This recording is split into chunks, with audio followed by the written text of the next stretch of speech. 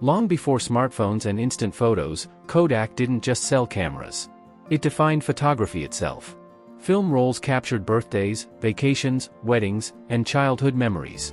Kodak cameras filled homes around the world, turning moments into physical keepsakes. For generations, photography wasn't instant. It was deliberate. You chose your shots carefully. You waited to see the results. And when the photos finally emerged from development, they felt tangible, almost permanent. By the 1970s, Kodak's dominance felt unquestionable. The company controlled the technology, the supply chain, and the experience of photography. Film wasn't just a product. It was an ecosystem. But inside Kodak, a small experiment quietly challenged that certainty. In 1975, an engineer named Steven Sasson built the world's first digital camera. It was bulky, slow, and captured black and white images after more than 20 seconds. By today's standards, it looked unimpressive. Yet what it represented carried a far bigger implication. Because digital photography didn't just improve the industry Kodak led. It threatened the very business model that made Kodak powerful. For years, that tension lingered, innovation on one side, protection on the other. This is the story of how a company that defined photography faced the future it helped create, and why the hardest decisions are often the ones companies delay the longest. To understand why that early digital camera created tension inside Kodak, you first have to understand how Kodak actually made money. Film photography wasn't just about capturing moments. It was a cycle. You bought a camera. Then you bought film. You took photos. You waited for development. You printed memories. And when the roll finished, you bought film again. That cycle didn't just create nostalgia. It created recurring revenue. Every memory required another purchase. And for decades, that loop powered Kodak's dominance. Digital photography broke that loop instantly. One camera. Unlimited photos. No film. No development. The very cycle that made Kodak powerful began to disappear. And that realization created Kodak's first critical decision. Kodak chose to protect its film business over aggressively pursuing digital. From a business perspective, this felt rational. Film generated massive profits. It funded research, marketing, and expansion. Digital, on the other hand, was uncertain. The technology was immature. Consumer demand was unclear. Margins were unpredictable. So Kodak continued investing in digital, but cautiously. Digital became an experiment rather than a strategic priority. That caution shaped the company's second major decision. Kodak treated digital photography as a side project rather than a transformational shift. Throughout the 1990s, competitors began advancing digital technology rapidly. Electronics companies like Sony and Canon viewed digital as an opportunity to redefine photography. They didn't have film revenue to protect. They had nothing to lose. Kodak, however, approached digital with hesitation. The company introduced digital products, but often without fully committing to the ecosystem that would sustain them. Digital cameras were launched, yet the deeper transformation, software, sharing platforms, and online experiences, remained underdeveloped. This led to Kodak's third critical decision. Kodak misunderstood where value in photography was shifting. For decades, value existed in physical products, film, chemicals, and prints. But digital photography changed that equation. Value began moving toward software, connectivity, and instant sharing. Photos were no longer just stored in albums. They were emailed, uploaded, and shared across emerging digital platforms.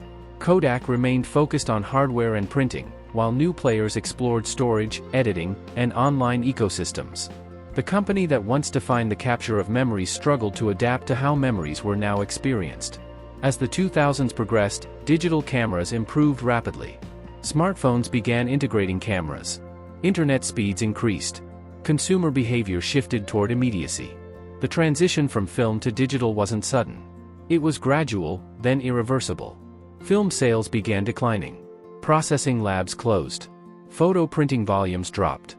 Kodak attempted to pivot, but this brought the fourth and most consequential decision. Kodak reacted too late to market transformation. The company invested heavily in digital initiatives, restructuring operations and introducing new products. But by then, competitors had established strong positions. Consumer expectations had evolved. And Kodak's brand was increasingly associated with the past rather than the future. The emotional contrast was striking. A company that once symbolized innovation now faced the challenge of reinvention. A brand that captured memories struggled to capture momentum. In 2012, Kodak filed for bankruptcy protection. The decline wasn't caused by a single mistake. It was the accumulation of delayed decisions, cautious commitments, and structural misalignment with an industry in transition.